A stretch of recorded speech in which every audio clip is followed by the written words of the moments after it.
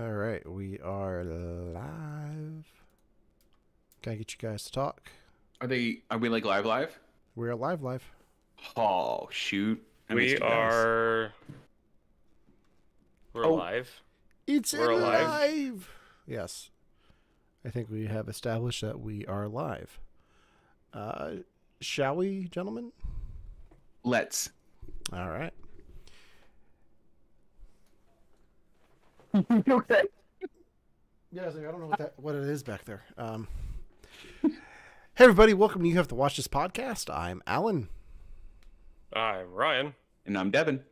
And today we are back to normal. No more random picks. Each week we make each other watch movies one of us has never seen. This week it is Ryan's turn to make Devon and I watch a movie of his choosing that one of us has never seen. That film this week is Broken Arrow, starring Christian Slater and John Travolta. Before we get into that, we like to catch up a little bit about things we've been watching in pop culture over the last few weeks. Since we didn't have a show last week because Devon was traveling, like one county over from Devon and Ryan and I, So far. and we just couldn't work it out that we could all get together to do a show. But Devon, you were in town for your birthday. How was your birthday? It was great. I got surprised with a crown, a big button that said "You're 35," which is great, and balloons. So it was really cool. Nice. Yeah. I wish I had the crown. I should have wore it. Damn. Yeah. Yeah. You are now truly middle-aged. You're also now truly British. Everyone in Britain has to have a crown, right? Everyone, every single one. God, we're all monarchists here. We love kings. Love them. Yeah, not a fan here. I had a birthday too. It was fine. Just fine. Happy birthday, Alan. It was a good birthday. It was a good birthday. Can we tell the people at home what we did for your birthday? Oh yeah, we can. We can talk about this. Devin and I have been plotting for months to do a presentation party, and where everyone comes in, presents a PowerPoint presentation on a subject that they are passionate about. And we had 3 presentations ready for this party. It was friend of the show, Chad, Devin, and myself. Chad's presentation was on crop rotation. It was very informative. It was very informative. Yes. Whenever I become a farmer, it'll be very useful. Devin, what was your presentation on? Would you care to share with the class? Yeah, my presentation was on Alice in Wonderland's kind of fucked up. That was the presentation. It's not how it started, though. You threw everyone for a loop. My presentation was on why Batman is forever. I loved it. Yeah. We had a ranking, and Alan won. Alan's presentation. It was a multimedia experience, and if you're wondering, Ryan, yeah, it did start with "Kiss from a Rose" because Alan hates me. Good. Alan. Good. I'm debating taking that presentation on the road and doing it as a Comic-Con panel. That would be incredible. Can you just do that? Can you just get a Comic-Con panel? Yeah. I almost did it for Richmond, but I missed the deadline. So we need to get a Comic-Con panel together. I'm gonna try to do it for Harrisburg. That's so cool. Yeah. Maybe we'll do a presentation night here on the show. I would love that. I would be so down. That'd be something we could do.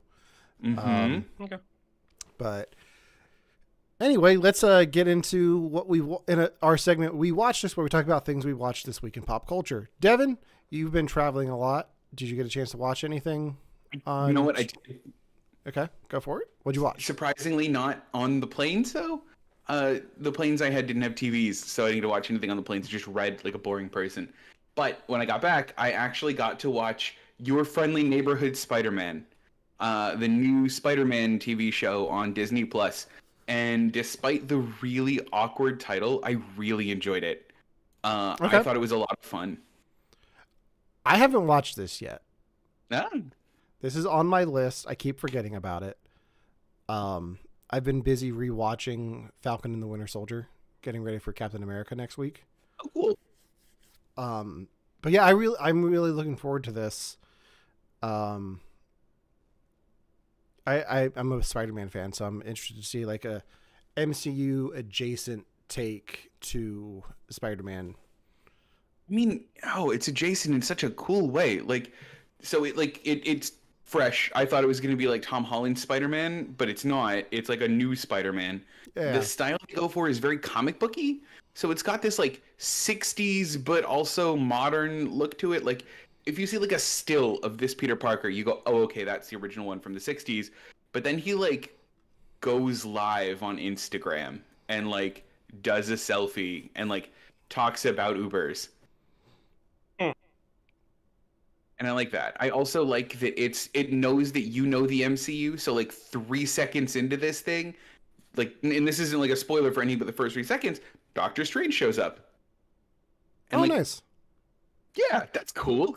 That's cool. Um, so it's kind of like a retro future, like a modern retro vibe going for it. They really lean hard into the comic book thing, but in a non-Spider-Verse way. So like Okay. occasionally the screen will look like a panel.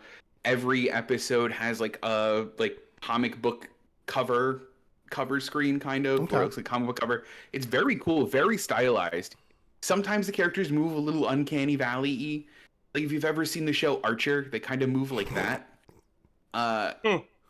Which is all right. But yeah, man, I especially with where they left off. They only have 2 episodes. Where they left off episode 2, I thought was really interesting because a lot of the jig is up. Like some of the greatest amount of tension that I think Spider-Man has is now completely gone, and they're in episode 2.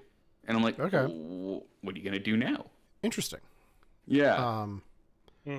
I haven't watched this show, but I did watch the thing that Marvel dropped today, I did too. which was the first trailer for Fantastic Four: First Steps. Ryan, you did not get to see this trailer yet, did you? I had no idea about Okay. it until you guys were talking about it pre-show. The best way I can describe it for you, Ryan, is picture the Fantastic Four in a comic book from the 60s, Okay. but with Pedro Pascal and Eddie from Stranger Things. Like, that's what this is. Like, it looks so much like a comic book. This is what I wanted. This is what I've wanted this movie to be for years. Like a 1960s-ish vibe with the Fantastic Four. It has just enough of the bear in it for me to be like to love it even more. I'm all in for this movie. Like I cannot wait. Devin, what were your thoughts? Great. I think it looks incredible. Okay. I like the 60s style a lot. I like that it's kind of like pastel-y and like washed out, which is cool. And the only fact that I have about it is it got sent to me by one of my friends out here. His brother was the one that made the robot in the movie. Oh, nice. Yeah. Can you get his brother on Cool. the show? You know what? I probably can. Let me ask. I didn't even think Yeah. about that. Let me do that. Yeah. My favorite thing about this, and this is a very me thing to get excited about. Well, there are two things. One, the score is done by Michael Giacchino, and that's the thing that they used in the trailer, because they've been playing that Fantastic Four thing since like Comic-Con. That's the music nerd in me getting excited. The camera nerd in me. There's a scene in the trailer where the Human Torch jumps off the building and flies off into the skyline. When he flies by the camera lens, there's a lens flare, and you can see the dirt and smudges on the lens of the camera. That's cool. Like it's a stylistic choice. Like it's a digital effect, but they do it so that it looks real, and it's such a cool detail to me. And I was telling some of the film students at work today about it, like, oh, that is kind of cool. So Didn't know that was a thing. yeah. I want to say that I think this might get me back into superhero movies. Ryan, do you think this would too, or are you just like, nope, Fantastic Four, been there, done that. We're good. But the thing with the Fantastic Four, it's almost like that's unfortunately that level of like that the group of superheroes for me that Fantastic Four is in ever since they tried to reboot it the second time, has been basically background noise to me. Oh yeah. So maybe that's why I wasn't aware that this was happening, because I'm Mm. sure I've come across, like advertisements for it. It's just like, oh, Fantastic Four, scroll. I don't know if it was for a comic book, a TV show, a movie, what. It's just right by. You're just good. So, yeah. Are you guys interested in the new Captain America coming out next week? Yes, but as a, I'm gonna watch it on Disney Plus thing, I think. Okay. Will you, Yeah, Ryan? that's more than likely going to be like a streaming thing for me. Okay. Are you excited Yeah. for it, Alan? Oh yeah, I'm excited. Yeah? I will be going to see it in the theaters for Brilliant but Lazy. Ah, that's awesome. I want to hear your thoughts on it. Oh, absolutely. No, I'm not. I'm going to go see it and not talk about it on the show. Dude, I don't know what you do. You have another show where you're gonna talk about it so long. Yeah. Another like, we'll talk about it. Like I'm about to talk about this thing that I saw this week. Oscar nominations came out, so I'm starting my process of watching things that are nominated for Oscars. So the first one I took off of that list was The Substance, starring Demi Moore. I'm not. You guys know I'm not a big horror guy. Yeah. I've heard great things about this movie, and knowing it was a horror thing, I was like, okay, like it's a horror film nominated for Best Picture. Let's give this a shot. I was able, because of this podcast, I was able to pick up on all the nods to other horror projects that they do. There's like things from the Shining and Carrie and other, like a whole bunch of different horror tropes and homages in this movie. It's messed up. Like it's very interesting and a little bit confusing, but I really enjoyed this. I'm happy that Demi Moore won the Golden Globe. I don't know if she's going to win the Oscar for this, but yeah, this was really good. And I want to read you. Have you guys seen anything about this movie? The barest of stuff. Yeah, trailer basically it. My letterbox. This is what I like to do now when I review things in Letterbox. I'm going to read them to you. This is Good. I like to keep my Letterbox reviews short and sweet. This is my review for The Substance. If I never see Dennis Quaid eat shrimp again, it'd be too soon. Yes. Oh no. Yeah. And I'll leave you with that because this might be something that I bring up on the podcast here soon. Okay. So, yeah. Ah, good. I do want to watch this. Yeah. So I've now seen 2 of the Best Picture nominees. What other one have you seen? Wicked. Oh, they got nominated. A little independent film. Yeah. I actually watched that last week Yeah. again. I don't want to talk about it. Yeah. It's I have a problem. I'm not surprised. It has been pretty popular. It's popular. Lar. Damn it. Ryan, have you seen Wicked yet? Nope. Okay. Ooh, guess who's gonna make you? It's our race, Devon. That's fine.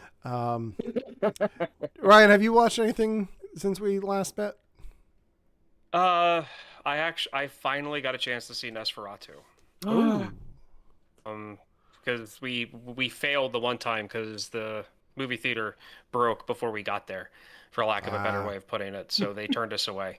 But I finally got to see it. I really liked it.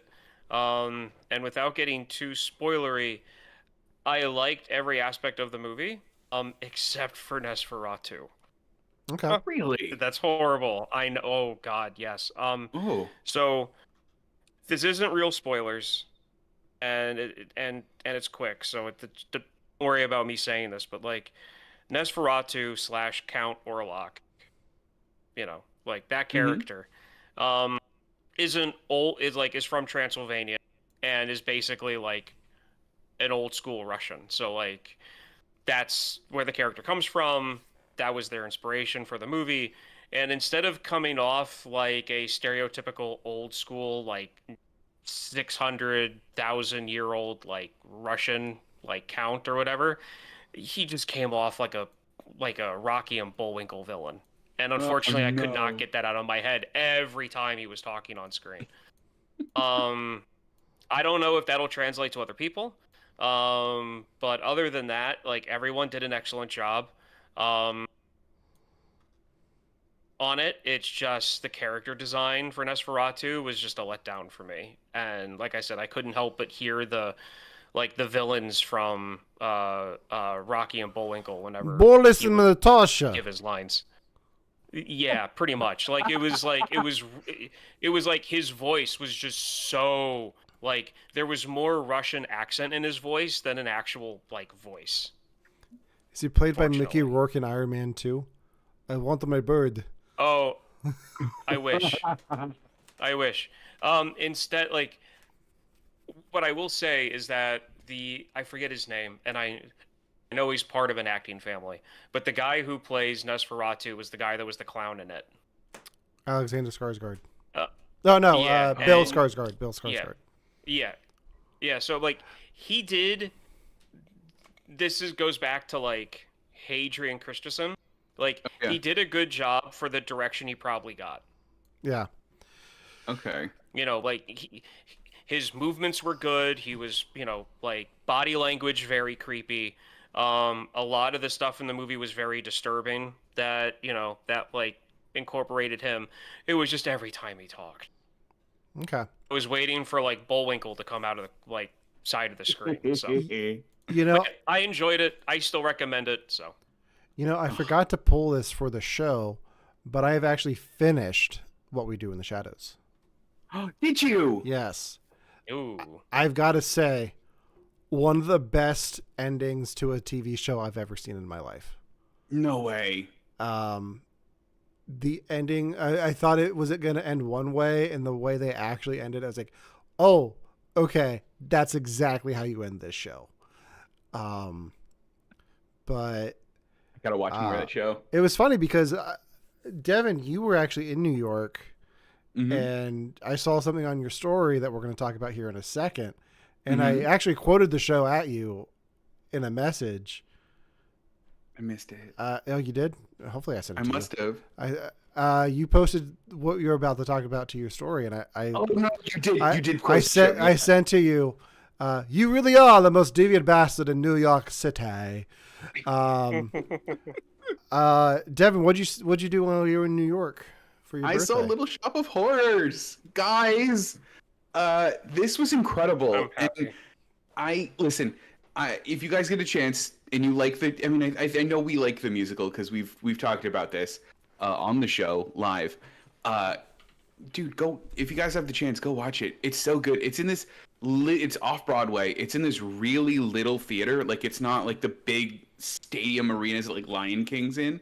And the thing that I love two things about it that I'm going to mention because the rest of it is Little Shop. Yeah. The first one, and this might be obvious, but like the plant is a puppet during the show, and Did you not know that? I didn't know the plant was a puppet. I didn't know how they do the plant.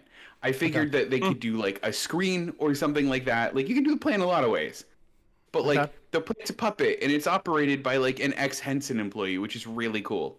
And like at one point in time, there are like 3 people that operate this gigantic plant on stage.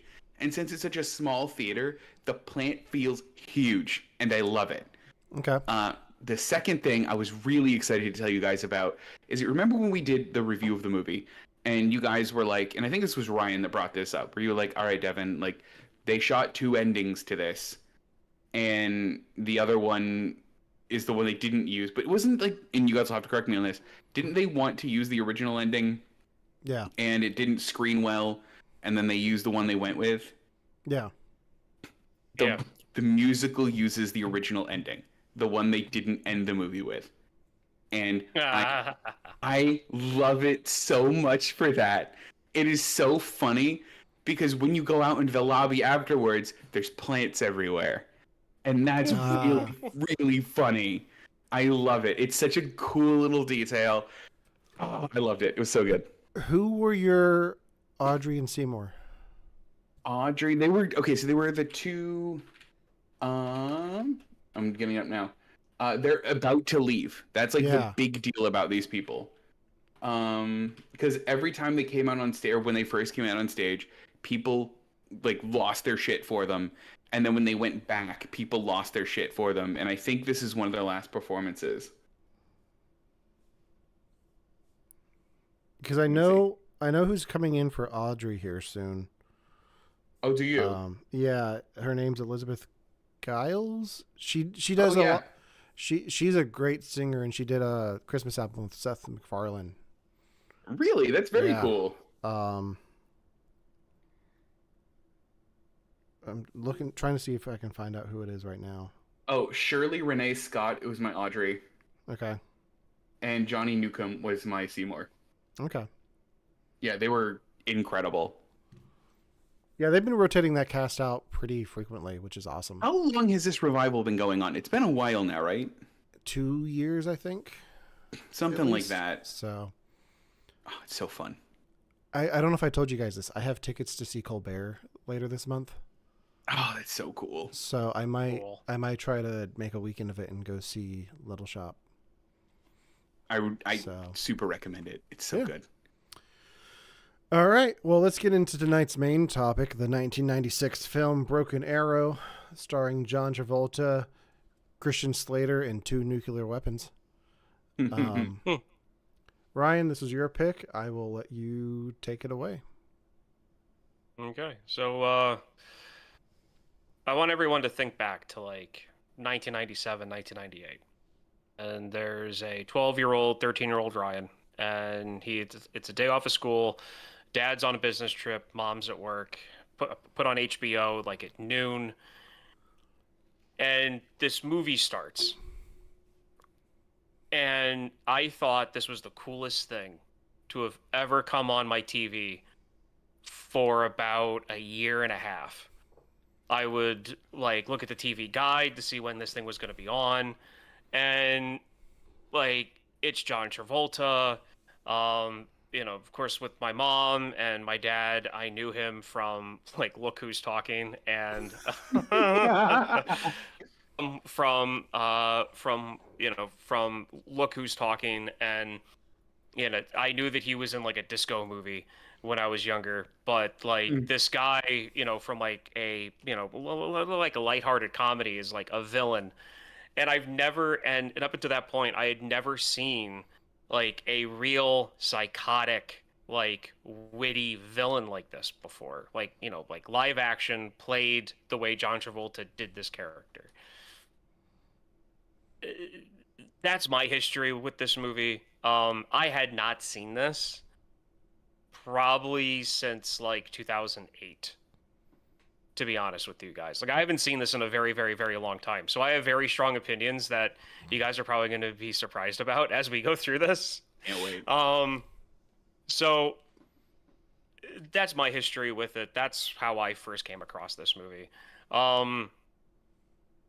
What's your guys' history with this? Devon, have you seen this before? I found out about it 2 weeks ago when Ryan said we're going to be watching Broken Arrow next, and I went, I don't know this was a movie, and then Googled it. Yeah. I have seen this before. This was I think this might have been the very first movie I watched with people in college. Who were these people? My first roommate, who did not like me and requested a room change like immediately. Yeah. Oh. Which is fine because he made me watch this. So good riddance. But no, so I vividly remember watching this in my dorm room, like this first or second week of college. So I haven't seen it since then. But yeah. Okay, so then in that case, so of the three of us, Alan, do you want to go first, or do you want to hear Devon's reaction to this? I want to hear Devon's thoughts on this first. Okay. Okay. All right, look.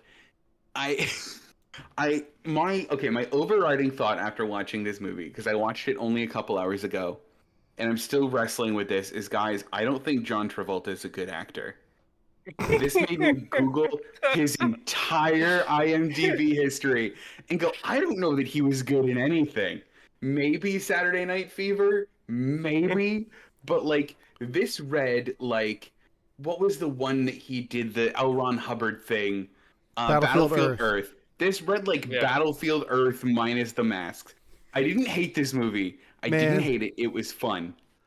But- I missed the perfect opportunity. What was that L. Ron Hubbard thing? Look who's talking. Like that's what. But like, yeah, like the movie itself is totally fun. I think that like Christian Slater is fun in the movie, and the Samantha Mathis, like who I completely forgot about. I like seeing her in things. She's good in it, and like I just think it's really funny that like there's a lot of funny parts of it. Like parts that I'm like, that's a really interesting take on what this situation would be. Neat, and also like the overriding fear that like. The U.S. actually has lost a couple of nukes. They're just gone. Who knows where they are? We'll find them at some point, and we won't be happy about it. And like that's like a funny like premise or an interesting premise for a movie executed in an interesting way. But the overriding opinion I have is I don't think John Travolta is great, and we can talk later. Okay. Well, can we talk about this now? Because I want to sure. give my. Yeah. I think John Travolta can be a great actor. I think anytime he plays a villain, he's a cartoon. Because it's not just in this. Like, it's this, it's Face Off, it's Swordfish, taking a Pelham 1, 2, 3. Like, anytime he's a villain, he just goes over the top. And I don't think he gets very Nick Cage about it. Like he's very much to the max, like just cartoony. Yeah. Well, this was Nick Cage energy in a non-Nick Cage movie. And like, I think in Face Off, Nick Cage just matches. Like you have like twerking in front of Ave Maria and then like him, and it makes sense. But like in this one, you have like Red Foreman as the president or something, whatever his like official military Secretary role of was. State. Secretary of State. Yeah. Secretary of State, like playing it so serious, and like everyone playing this so serious, and then like just hamming it up. Yeah. Yeah. So, one thing that so now we got that. I'm just gonna get into my like thing with this. So when I was younger, I thought that this was witty. I thought that it was like a very serious action movie, but could also be kind of funny. And watching this now, I don't know why, but I kept on thinking to myself, like, this has got to be one of the most basically written, like the dialogue in this has got to be just the most basic I've ever come across for what this movie's supposed to be. Like, there's a few good one-liners, but then everything else I feel like came from like a young adult generic novel. Like it was like this character would just say this, and there's no like personality to like any of it at all. And I can name two of like a handful of lines that are an examples of like this movie does have some good one-liners.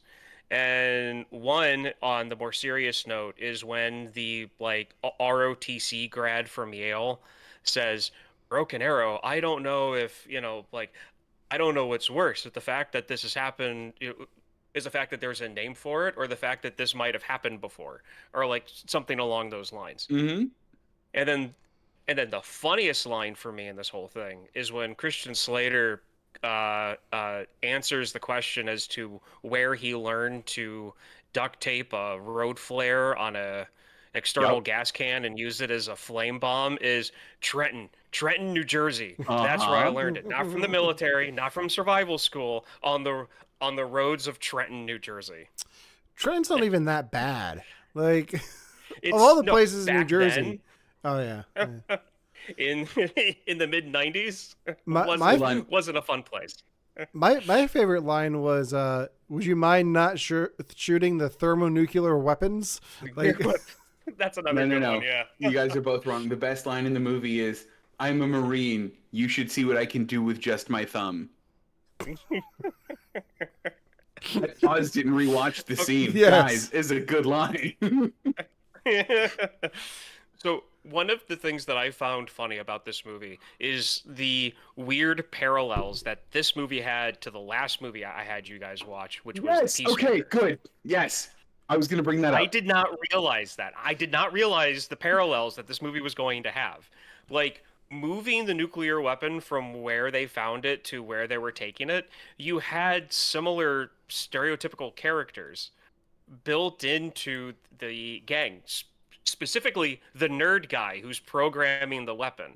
Like, they're wearing literally the same outfit at the start. Like, they're both wearing the tan, like, almost hemp looking suits. Yeah. Yeah. I love this. I love this. So hold on, let me make sure I'm right. Ryan, your like rewatch of this Yeah. is basically that like it's not as witty and clever as you remembered it. Does it Yeah. hold up as well for you though? Is it like as fun for you? Will you go back to this? Oh, no, it's still fun. Okay. 'Cause it is still fun because I have a memory of when I was like, it was probably a few times after I had seen it, and it was after a few, like rewatches that when Howie Long, the guy that's like Travolta's sidekick up into the end, on the train, where he's like faking being killed by radiation because like the nuclear bomb split open and they're all dying on the spot from the radiation. You know. Like, that just got funny for me. And I think it's because the actor had fun doing that scene, and you could tell that like it was like, hey guys, it's like, hey, it's like I'm actually kind of good at this, and I have a feeling that that wasn't even like, I feel like that was ad-libbed. Like, he did the scene that they were supposed to cut and go to like Travolta to say something, and then Howie Long said that, and they were like, we're just gonna keep it. That was good. That's what actually got him the Radio Shack cell phone commercials after this. I hope so. You should see this guy next to electronics. Here's some reels. Terry Hatcher's like, that's him. That's the guy I want to act with. Yeah. Oh. So hold on, Ryan. This now I love this. I love this angle. This now begs the question: are there any? And this is a little adjacent to the movie. There are there any movies that you thought were really, really, really cool when you were younger that you rewatched and you're like, that's not as cool as I thought it was? One of the reasons why I'm doing this. So this movie was part of, and is still kind of part of, the whole like awesomely, it's like movies Ryan thought were the bomb, and in high school or when he was younger. And being a preteen, one of the things that I really liked about this movie was I thought Christian Slater's character was like, oh man, look, it's like he's saving the day and he still has time to be like kind and courteous and like flirt with the park ranger and stuff like that, but watching it now, I'm just like, this could have been written a lot better. This could have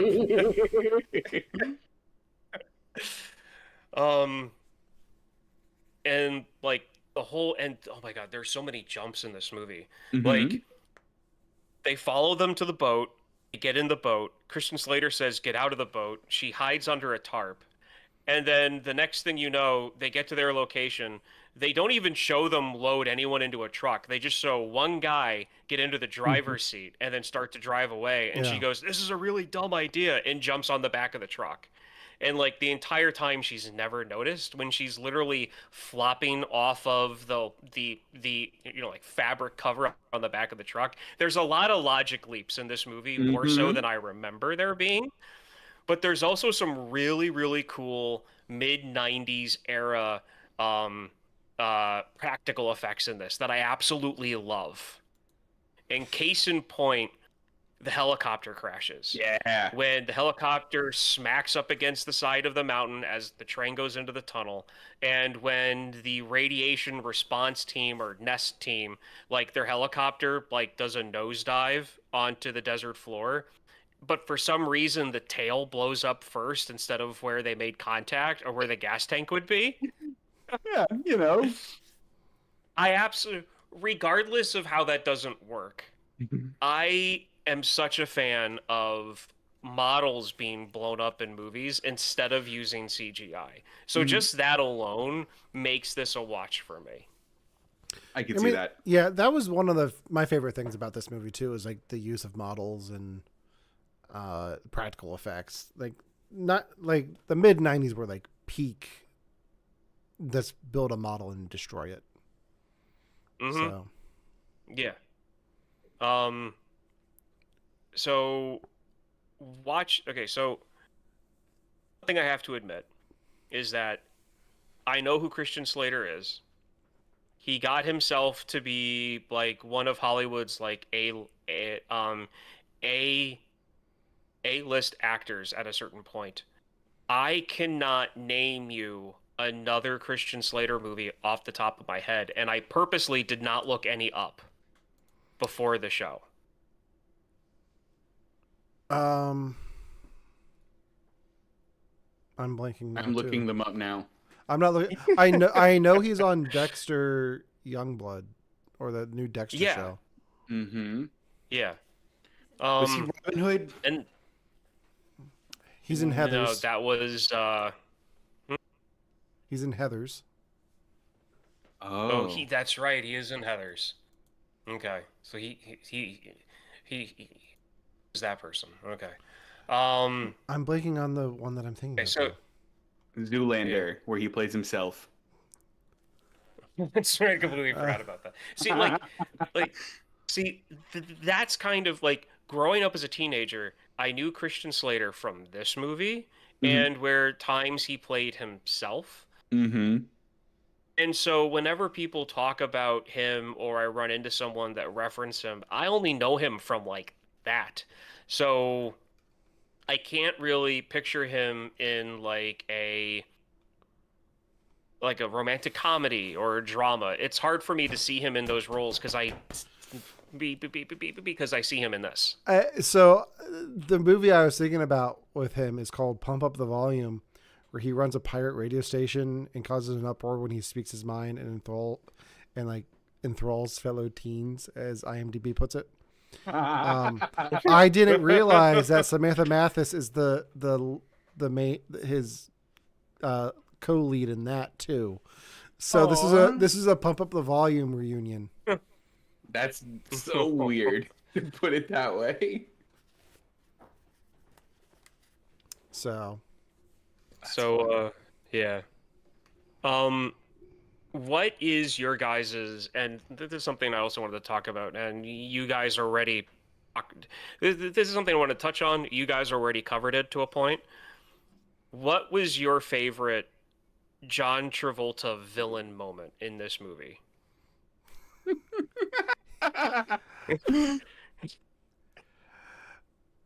his death.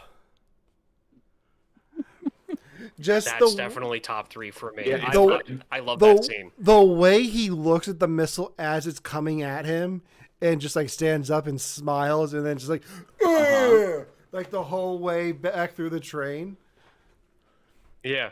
Devin, you need me to do that again? Because I don't think you saw that. No, I saw it. It was incredible. Gonna clip that one. Yes, please. Oh man. No, this is such a stupid one. And it's more the edit than it is John Travolta. But I loved it. Where John Travolta, he does the turn. He's no longer the happy good guy. He's now the mean bad guy. And what he does is he looks at the camera like this. And not only does he look at the camera like this, but it pauses and then zooms in more on his eyes. And I think that's so funny. It was like the movie putting a big arrow and being like, he's the bad guy. Like I loved it. And I think it was because it wasn't like over the top cringy that I actually really enjoyed that scene. Yeah. Okay, so mine is when they're down to just they're down to just John Travolta, Huey Long, and the other guy that I can't remember his name. Mm-hmm. The guy that the actor, the character that's paying for everything. Bob and Gunn, he won't. Yeah. Yes, Yeah, and he won't shut up about things going wrong. And John Travolta goes, "Just give me a minute," and just takes a pipe and just crushes his windpipe, and just like it's nothing, like that. It's it's that it was that level of lunacy with his character that like grabbed me as a little kid. And like, oh, that's such a villain thing to do. He doesn't even care. Like he's witty about killing people. Like, like that.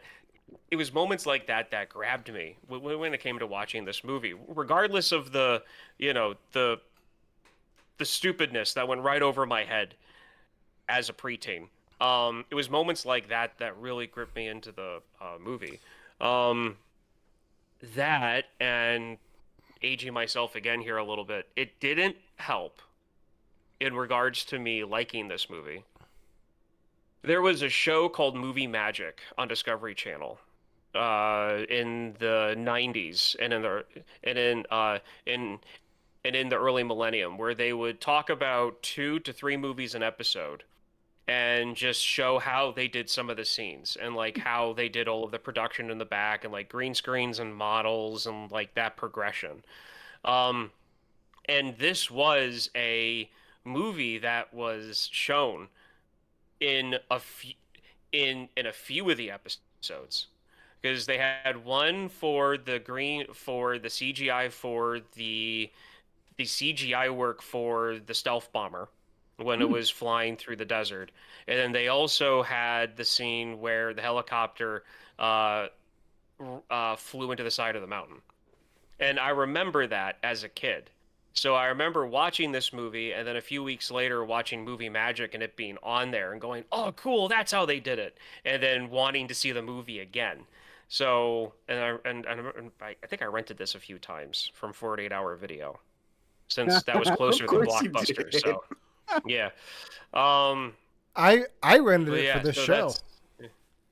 Did you rent it? Yeah. I had to as well. Yeah. And Alan, I am sorry if you Wait, feel no. bad about having to rent it. Was it worth the rent, Alan?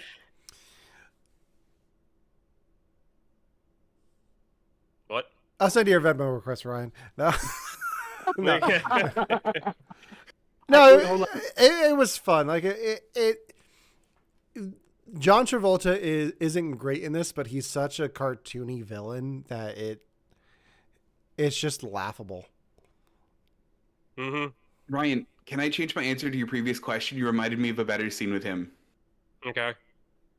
It's he's gonna let me invest in Volvos. I get to spend the rest of my life. Man. Like, what is it? Nicely made American cars. The ad placements in this movie So are absolutely ridiculous. The whole, "Do you want a Coke or something?" And he just goes into the thing on the back and just cracks a Coke open. I don't even think they show him drink out of the can. They just show him crack it doesn't open matter. and just hold it. Evil people don't own car companies, guys. Come on, took me right out of it. What a what a real thing though. It's so funny. Like, oh my god, this was just. When he said that line about the Volvo thing, I was like, "Is this a Volvo commercial now?" Like I was expecting every car to be Volvo. I was expecting Volvo to be on the side of the train, like. What a good reason for doing villainy is you want stock in Volvo. Well, see, the thing is, it's one of those things where this movie came out right before advertising companies started doing more self-aware advertising, like how Sprite did with their commercials with the basketball player, where Oh, yeah. they would say good things about Sprite and they would have the money bag show up every time he said Sprite along the bottom of the screen. And I would almost like to believe that this is the beginning of that, because one of the things that was going on in the mid 90s was that Volvo, yes, was testing at the top when it came to driver safety during that time period. And it's funny to have a villain saying like, "Oh yeah, well, I'm going to retire knowing that I helped produce some of the safest cars in the world." Like, yeah, this guy that wants to set off a nuke wants to have, it on his conscience that he's investing in a company that makes safe cars to save people. Like, it's kind of a joke in itself. So, like, I really wonder if this was, like, planned that way. But then again, it's advertising, and, so. Hold on. I have a really, really serious question for the both of you. Did he say how many shares he was going to get or how much money in shares he was going to get? Wasn't it like 5% or something? Was it 5% of Volvo? Yeah. It was going to be 5% of Volvo in 1996. Okay. Volvo has a share price calculator on their website. If he had bought that in 1996 and would do that in 96. Let's see. So it was at 136 per share. Those shares today. Oh wow, okay, and the value was somewhere around $500,000. Those shares would now be worth about $7 million. A little chunk of change. I thought it would be more. Yeah, I thought it would too. Does that account for a stock splitting? It does, yeah. It accounts for dividends, spin-offs, and splitting. There was a combined split in 2007 that accounts for. Devon, I don't know if I've told you this lately, but you're such a nerd. And I'm here for it. Listen, I mean, this is the kind of stuff that I think is so interesting. What is he actually like villaining for? Here's the thing: like when he said that last night during the movie, I was like, "Oh, I wonder how much that'd be worth now." And then you're just like, "Here's how much it'd be worth now." Like, Volvo's got it, man. It's on their site.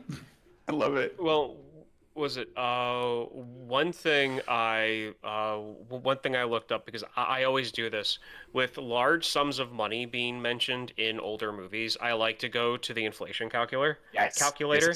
So 250 million is like 9 million shy of $500 million today. Okay.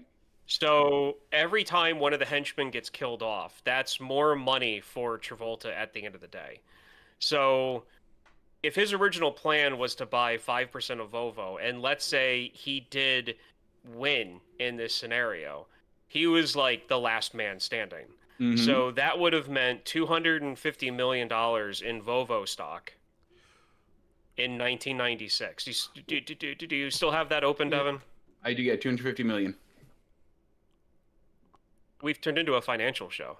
It doesn't matter. This is fun for me. What I'm realizing though, when you're talking about him killing off every henchman and getting more money from it, guys, did Christopher Nolan rip off Broken Arrow for the Dark Knight opening? The opening bit of Batman? Yes, he did.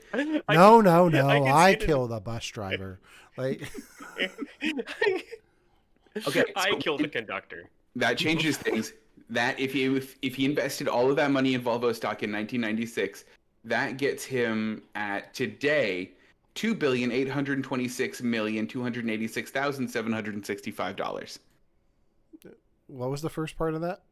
$2 billion. $2 billion. Okay. That's better. That's much better, yeah. It's a lot better than just $7 million. Okay, now here's the real question. Now, Devon, if Christian Slater took that $20 that's blown to hell at the end of the movie and invested it in Volvo in 1996, what would that be worth now? He got that good stock advice, and if he didn't use it, he's an idiot. That's worth $307 today, Christian Slater. Take that all the way to the bank, man. Oh man, I love it. Absolutely love it. That's insane. Okay, so the sad part is, do you know how many millennials and Gen Zs, when they get into their like 60s and 70s, are going to randomly realize that they forgot about their Robinhood account and then log into it and realize that the $20 they spent just playing around is now like $500? You're gonna get real life versions of that with our generation. Like that one episode of Futurama is what's gonna happen. Yeah, where Fry checks his bank account, he's like, "I'm a millionaire."